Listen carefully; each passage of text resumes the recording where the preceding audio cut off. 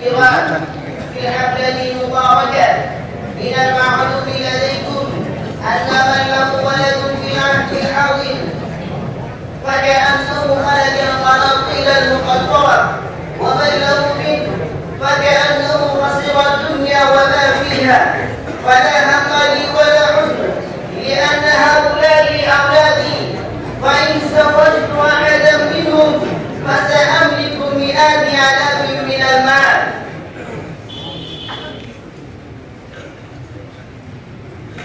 ويحك ماذا تقول؟ ماذا حدث لك أيها العجوز؟ ما اسمك الكريم؟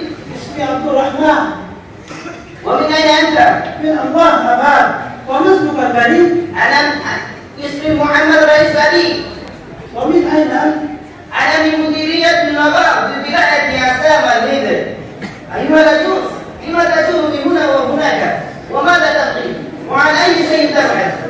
والسماء ما أقول لي بناتي إني متحير كيف أزوجهم، وبعضهن بلغن شدهن وأروم أن أزوجهن، لكن لم أجد أحدا حتى الآن، فلذلك وقفت أجول الطرقات البلاد الهائل وأجول في حماتها الأولاد.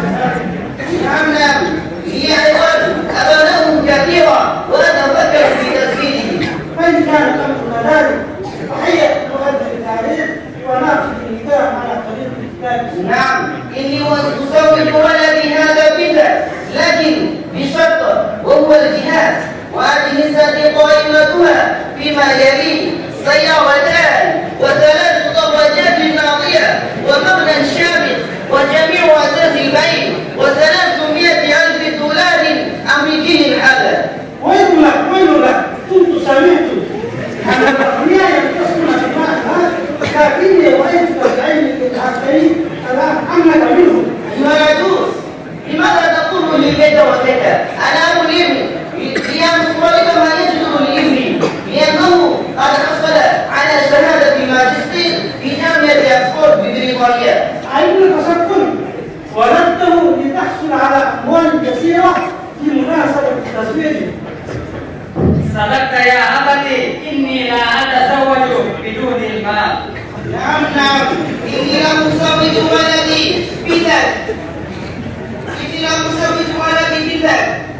أيها العجوز، ثم السقر. أيها الإخوان في الدين، لماذا هذا الخصام والشكال بيننا؟ يا سيدي، إني أردت أن أزوج بنتي ولد هذا، لكنه يطلب مني في هذا النكاح الأشياء الثمينة مثل السيارات والدراجات النارية وما هدي منهم أتناول الطعام. فمن أين تؤتي هذه الأشياء؟ يا أخي الكريم، لما هذا العجوز؟ وهذا لا يوافق القانون الشرعي ولا ينسجم معه.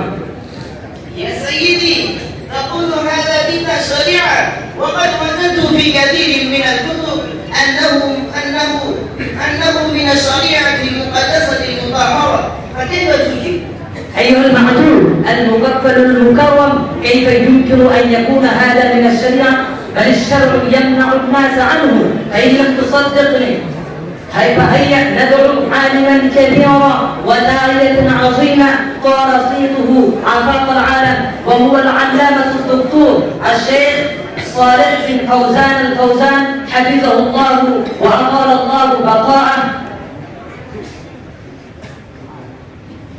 مفتي المملكة العربية السعودية.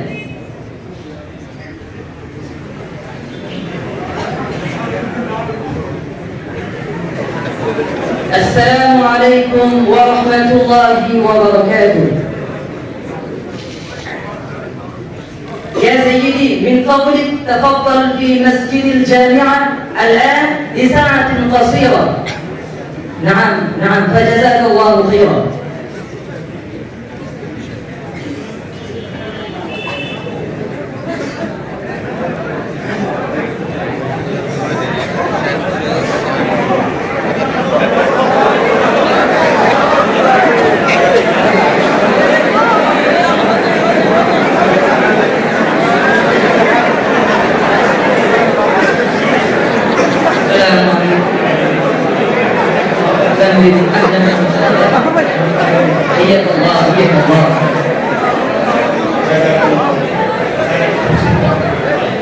كيف حالك يا أخي؟ كيف حالك يا شيخ؟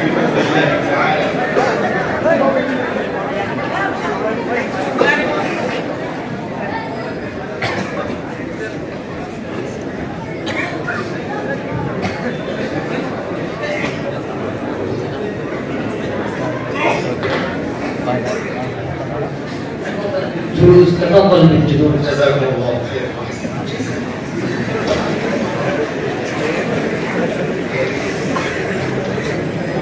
كيف حالك يا شيخ؟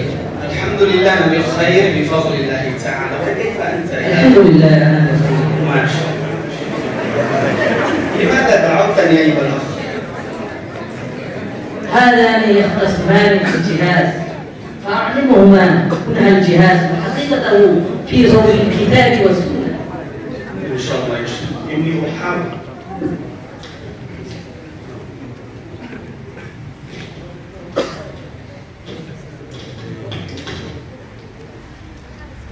السلام عليكم ورحمة الله وبركاته. نحمد الله عز وجل الذي حاول كل ما في وسعه لنشر الإسلام.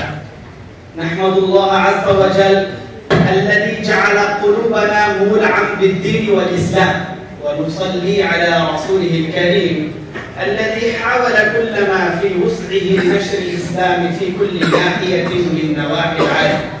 أما بعد، فقد قال الله سبحانه وتعالى في كلامه المجيد وفرقانه الحميد: أعوذ بالله من الشيطان الرجيم، بسم الله الرحمن الرحيم.